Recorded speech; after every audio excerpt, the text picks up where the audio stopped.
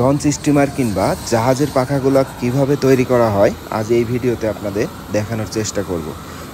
এখানকার শ্রমিকরা প্রথমে একটি পাখার ডাইস তৈরি করেন, আর এই ডাইসেই গ্যাসের আগুনের দীর্ঘ সময় তাপ দেওয়া হয়।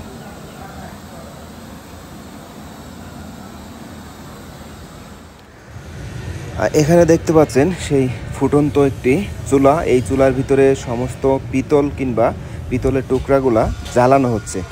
আর এই পিতলগুলা কিন্তু অনেকক্ষণ জ্বালানোর পরে এইগুলা তরল হয়ে যায়, আর এই তরল পিতলগুলাই কিন্তু এখন ওই পাখার ডাইসের ভিতরে ঢালা হবে।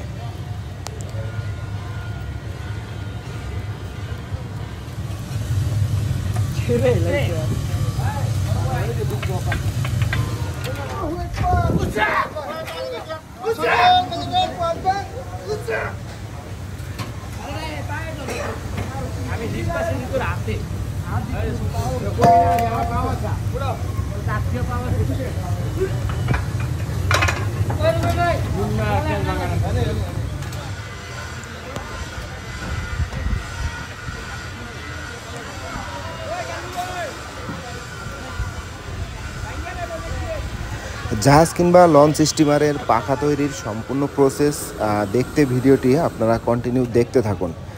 এই যে দেখতে পাচ্ছেন, এটা হচ্ছে গলা যে পিতলগুলা এতক্ষণ জ্বালানো হলো, এটাই এখন নিয়ে সেই পাখার ডাইসের ভিতরে ঢালা হবে।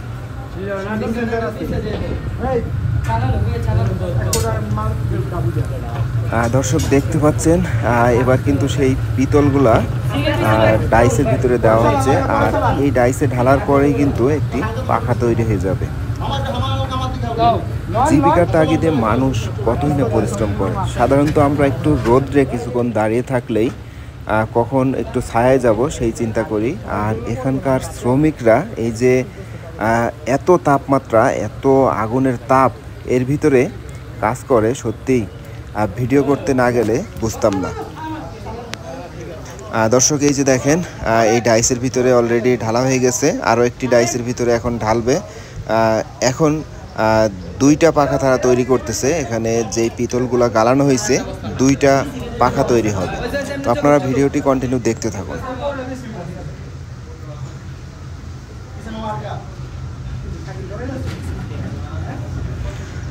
এখানকার তাপমাত্রা এতই হাই ছিল যে আমি মোবাইলে ভিডিও করতেছিলাম, মোবাইল ওভারহিট হয়ে কয়েকবার হ্যাং হয়ে গেছিলো।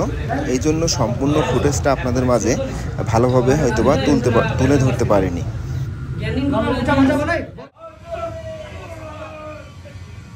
ডাইস থেকে এখন সেই পাখাগুলা বের করা হবে।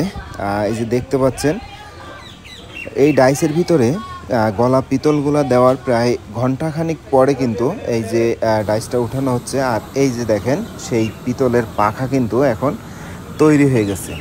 তো এই পাখা এখান থেকে উঠায়ে এটাকে ফিনিশিং করা হবে এবং এটা বিক্রি করা হবে ভালো একটি দামে। তো এখানকার যে পাখাগুলো বিক্রি হয়, আমি যতটা শুনলাম 8 থেকে 10 লাখ টাকা দামেরও পাখা এখানে বিক্রি হয়। দর্শক, এটা হলো ঢাকা কেরানীগঞ্জ বুড়িগঙ্গা নদীর পাশেই কিন্তু এই পাখা তৈরির কারখানাগুলো অ্যাভেলেবেল আছে। তো যদি কেউ দেখতে যাইতে চান, তাও অবশ্যই সরাসরি গিয়ে দেখতে পারবেন।